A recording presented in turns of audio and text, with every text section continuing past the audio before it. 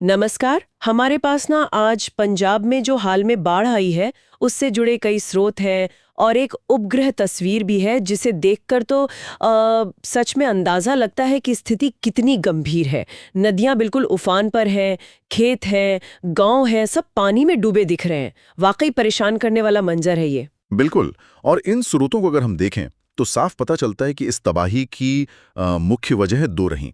एक तो मानसून की बहुत तेज बारिश, जाहिर है। हाँ, वो तो है ही। और दूसरा जो हिमाचल और पंजाब के ऊपरी इलाके हैं, वहां बड़े डैम्स हैं, जैसे पौंग है, भाखड़ा, रणजीत सागर। वहां से बहुत ज्यादा पानी छोड़ा गया। अच्छा, डैम से पानी छोड़ा गया। जी। और उसका नतीजा ये हुआ कि सतलुज, ब्यास, रावी, इन सब नदियों में पानी खतरनाक लेवल तक बढ़ गया और फिर ये बड़े पैमाने पर बाढ़ आ गई। और जैसा कि स्रोत बता रहे हैं, मतलब ये कोई मामूली बाढ़ नहीं है। ऐसा कहा जा रहा है कि 1988 के बाद, यानी पिछले आप सोचिए करीब 40 सालों में पंजाब ने इतनी भयानक बाढ़ नहीं देखी। ये अपने आप में बहुत बड़ी बात है। सही कहा आपने। ये स्थिति की गंभीरता को दिखाता है। तो इसी संदर्भ में आज हम कोशिश करेंगे कि इन उपलब्ध स्रोतों के आधार पर ही समझें कि इस बाढ़ के मुख्य असर क्या हुए हैं, है ना? और राहत का काम कैसे चल रहा है, और जो अलग अलग अथॉरिटीज हैं, सरकारें हैं, वो क्या कर रही हैं। हाँ बिल्कुल। चलिए देखते हैं कि ये स्रोत हमें क्या बताते हैं। तो चलिए देखते हैं। सबसे पहले सबसे मुश्किल बात करते हैं, जो लोगों को नुकसान हुआ है। आंकड़े क्या बता रहे हैं इसके बारे में? आंकड़े काफी चिंताजनक हैं, सच कहूं तो। स्रोतों के मुताबिक इस बाढ़ की वजह से अब तक 46 लोगों की जान चली गई है। 46? जी। ये सिर्फ एक नंबर नहीं है, ये 46 परिवारों का दर्द है। और इसके अलावा जो प्रभावित आबादी है उसका दायरा बहुत बड़ा है। करीब 996 से 2000 गांव, मतलब लगभग 2000 गांव बाढ़ की चपेट में आए हैं। 2000 गांव? हाँ। और कुल मिलाकर देखें तो 3,87,000, मतलब 3.25 लाख से ज्यादा लोग इससे प्रभावित हुए हैं। 3.25 लाख? ये तो बहुत बहुत बड़ी संख्या है। बिल्कुल।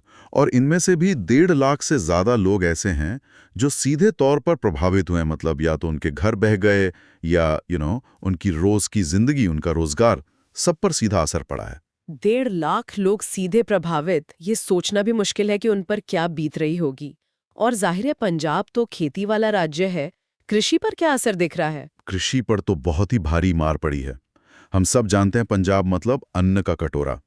स्रोतों के हिसाब से अनुमान ये है कि लगभग 1,72,000 से अब मान के चलिए 1,75,000 हेक्टेयर जमीन पर जो फसलें थीं वो बाढ़ के पानी में डूबकर खत्म हो गईं। 1,75,000 हेक्टेयर? बाप रे, ये तो किसानों के लिए कमर तोड़ने वाली बात हो गई। हाँ, ये किसानों के लिए बहुत बड़ा आर्थिक झटका है। इसकी भरपाई में पता नहीं कितना वक्त लगेगा। इसी से जुड़ा एक आंकड़ा भी दिख रहा है स्रोतों में। मुख्यमंत्री जी के किसी दावे का जिक्र है। जी हाँ, स्रोतों में पंजाब के मुख्यमंत्री के एक बयान का उल्लेख है। उसमें वो कह रहे हैं कि उन्होंने केंद्र सरकार से 60,000 करोड़ रुपए की मदद मांगी है और राज्य सरकार अपनी तरफ से 50,000 प्रति एकड़ का मुआवजा देगी। 50,000 प्रति एकड़? हाँ। अब देखिए, इसे फिलहाल मुख्यमंत्री के दावे या घोषणा के तौर पर ही देखना चाहिए, क्योंकि इतनी बड़ी रकम का इंतजाम करना, फिर उसको बांटना, ये सब बहुत पेचीदा प्रक्रिया होती है। हाँ, वो तो है। पर यह आंकड़ा कम से कम ये जरूर बताता है कि नुकसान कितना बड़ा माना जा रहा है। 60,000 करोड़ की मांग कोई छोटी बात नहीं है। बिल्कुल। अच्छा, एक और पहलू जो इन स्रोतों में सामने आ रहा है वो है सीमा वाले इलाकों पर असर। ये तो शायद और भी चिंता की बात है। निश्चित रूप से ये एक गंभीर मामला है। स्रोत बता रहे हैं कि पंजाब के वो जिले जो पाकिस्तान बॉर्डर के पास हैं, जैसे फिरोजपुर, फाजिलका, अमृतसर, तरन तारन, गुरदासपुर, पठानकोट, वहां बाढ़ का बहुत असर हुआ है। अच्छा। खासतौर पर जो हमारी बॉर्डर सिक्योरिटी फोर्स है, BSF, उनकी कई चौकियां और जो सीमा पर बाढ़ लगी होती है वो पानी में डूब गई हैं। कितनी चौकियों को नुकसान हुआ है, कुछ अंदाजा है? आंकड़ों के हिसाब से 50 से ज्यादा BSF की चौकियां डैमेज हुई हैं। अब आप सोचिए, सीमा पर ये पोस्ट कितनी जरूरी होती हैं सुरक्षा के लिहाज से। हाँ बिल्कुल। इनके खराब होने का मतलब है कि एक तो इनको ठीक करने में काफी खर्चा और वक्त लगेगा, और दूसरा, जब तक ये पूरी तरह ठीक नहीं हो जाती तब तक बॉर्डर की निगरानी में भी दिक्कतें आ सकती हैं। ये एक तरह से नेशनल सिक्योरिटी से जुड़ा मामला बन जाता है। ये तो वाकई एक बहुत बड़ी चुनौती है। इतनी बड़ी आपदा है तो राहत और बचाव के काम कैसे चल रहे हैं? मतलब क्या एजेंसियां ठीक से काम कर पा रही हैं? स्रोत तो यही बता रहे हैं कि राहत और बचाव का काम बिल्कुल युद्ध स्तर पर चल रहा है। अब तक 22,000 से ज्यादा लोगों को बाढ़ वाले इलाकों से निकालकर सेफ जगह पहुंचाया गया है। 22,000 लोग? ये बहुत बड़ा आंकड़ा है। जी, ये अपने आप में बहुत बड़ा ऑपरेशन है। और लोगों को ठहराने के लिए 200 से ज्यादा रिलीफ कैंप भी बनाए गए हैं, जहां उनके रहने खाने का इंतजाम किया जा रहा है। कौन कौन सी टीमें लगी हुई हैं इस काम में? इसमें मुख्य रूप से तो एनडीआरएफ है, नेशनल डिजास्टर रिस्पांस फोर्स, जो ऐसी आपदाओं में एक्सपर्ट होते हैं, उनकी 24 टीमें लगी हुई हैं। 24 टीमें? हाँ, और साथ में state disaster response force SDRF की भी 22 टीमें हैं। और जहां जरूरत पड़ रही है वहां लोगों को निकालने के लिए हेलीकॉप्टर भी इस्तेमाल किए जा रहे हैं। तो ये दिखाता है कि प्रशासन स्थिति की गंभीरता समझ रहा है और रिसोर्सेज लगा रहा है। ये सुनकर थोड़ी राहत मिलती है कि बचाव का काम इतने बड़े पैमाने पर हो रहा है। क्या किसी खास संगठन वगैरह के काम का भी जिक्र है इन स्रोतों में? हाँ, एक खास जिक्र है मिलफेड का। मिलफेड पंजाब की जानी मानी डेयरी कोऑपरेटिव है। उन्होंने इस मुश्किल वक्त में डेयरी किसानों की मदद के लिए काफी अच्छा काम किया है। अच्छा, क्या किया है उन्होंने? देखिए, बाढ़ में सबसे बड़ी दिक्कत होती है पशुओं के चारे की। वो या तो बह जाता है या खराब हो जाता है। तो मिल्कफेड ने पशु चारा पहुंचाने का इंतजाम किया है। अरे वाह, ये तो बहुत जरूरी है, खासकर गांव की अर्थव्यवस्था के लिए। बिल्कुल। चारे के अलावा उन्होंने बाढ़ पीड़ितों के लिए 15,000 फूड किट्स और दूध की सप्लाई भी दी है। और साथ ही इस संकट से निपटने और किसानों की मदद जारी रखने के लिए उन्होंने एनडीडीबी यानी नेशनल डेयरी डेवलपमेंट बोर्ड से 50 करोड़ रुपए की आर्थिक मदद भी मांगी है। 50 करोड़ की मदद मांगी है एनडीडीबी से? जी, ये दिखाता है कि कैसे कोऑपरेटिव संस्थाएं भी आपदा राहत में आगे आ रही हैं। ये वाकई बहुत अच्छी बात है। क्या आस पड़ोस के राज्यों से भी कोई मदद आई है? अक्सर ऐसा होता है। जी हाँ, स्रोत बताते हैं कि दिल्ली सरकार ने पंजाब के बाढ़ पीड़ितों की मदद के लिए 5 करोड़ रुपए की मदद देने की घोषणा की है। 5 करोड़ दिल्ली सरकार से? ठीक है। हाँ। ये मुश्किल समय में राज्यों के बीच एक तरह का सहयोग है। चलिए अब जरा सरकारी प्रतिक्रियाओं पर आते हैं। राज्य सरकार ने क्या किया है और केंद्र का क्या रुख है?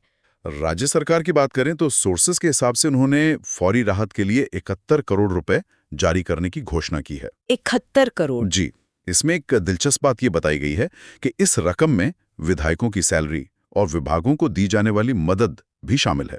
खैर, ये तो तत्काल राहत की बात हुई। और केंद्र सरकार से क्या उम्मीदें हैं या क्या बातचीत हुई है? इस बारे में जैसा हमने पहले भी जिक्र किया, पंजाब के मुख्यमंत्री ने प्रधानमंत्री से मुलाकात की है। सूत्रों के मुताबिक उन्होंने केंद्र से तुरंत राहत पैकेज और किसानों का मुआवजा बढ़ाने के लिए 60,000 करोड़ के लंबित बकाया की मांग की है। वही 60,000 करोड़ वाला आंकड़ा? जी। लंबित बकाया मतलब? लंबित बकाया मतलब वो पैसा जो राज्य सरकार मानती है कि केंद्र को राज्य को देना है अलग अलग योजनाओं के तहत। तो वही 60,000 करोड़ का आंकड़ा यहाँ फिर से आ रहा है। जाहिर है, राज्य सरकार केंद्र से बड़ी मदद की उम्मीद कर रही है। तो राज्य ने अपनी मांग रख दी। केंद्र सरकार की तरफ से इस पर या पूरी स्थिति पर कोई प्रतिक्रिया आई है? केंद्र सरकार की तरफ से केंद्रीय कृषि मंत्री हैं शिवराज सिंह चौहान। उनका एक बयान सोर्सेज में है। उनके हवाले से कहा गया है कि उन्होंने बाढ़ के जो संभावित कारण हैं, उनमें एक कारण अवैध खनन को भी बताया है। अवैध खनन? अच्छा। जी हाँ, ये उनका नजरिया है, जैसा स्रोत बता रहे हैं। उन्होंने इस बात पर भी जोर दिया है कि स्थिति को जल्दी से जल्दी नॉर्मल करने के लिए एक ठोस एक्शन प्लान बनाने की जरूरत है। अवैध खनन का जिक्र, ये एक ऐसा मुद्दा है जो अक्सर पर्यावरण और आपदाओं के साथ जुड़कर सामने आता है। हाँ, और ये दिखाता है कि बाढ़ के कारणों पर अलग अलग विचार हो सकते हैं। सिर्फ भारी बारिश और डैम से पानी छोड़ना ही नहीं, बल्कि शायद कुछ इंसानी कारण भी हो सकते हैं। इसके अलावा केंद्र सरकार ने भी स्थिति का जायजा लेने और राहत के कामों में तालमेल बनाने के लिए अपनी टीमें बनाई हैं।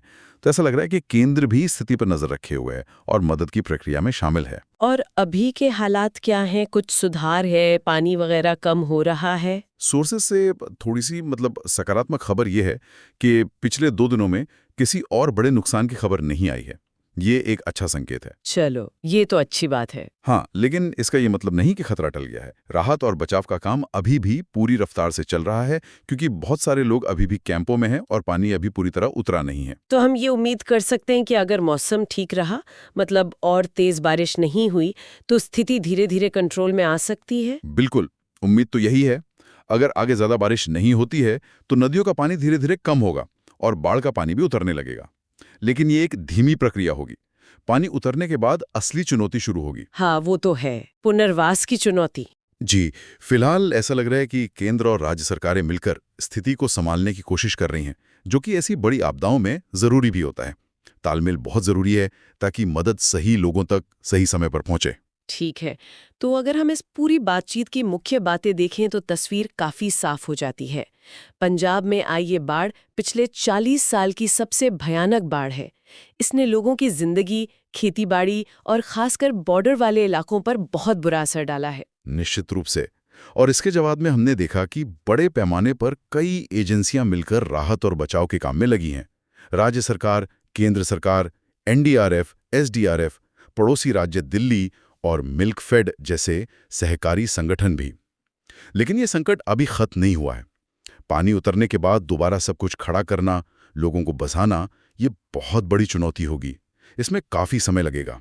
और जैसा कि बातचीत में सामने आया, दो अहम बातें और हैं जो सोचने पर मजबूर करती हैं।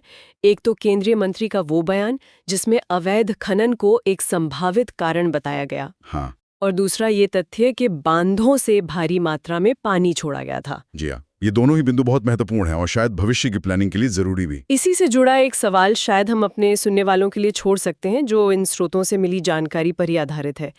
ये पूरी स्थिति हमें ये सोचने पर मजबूर करती है कि भविष्य में पंजाब जैसे राज्यों को ऐसी आपदाओं से बेहतर तरीके से बचाने के लिए हमें क्या करना होगा। मतलब वाटर मैनेजमेंट, डैम सेफ्टी और उनके संचालन के नियम, और ये जो अनियोजित विकास होता है जिसमें अवैध खनन जैसे मुद्दे भी आ जाते हैं, इन सब पर किस तरह के लंबे समय तक चलने वाले सस्टेनेबल समाधानों की जरूरत होगी। ये एक बड़ा सवाल है जिस पर यकीनन गौर करना जरूरी है।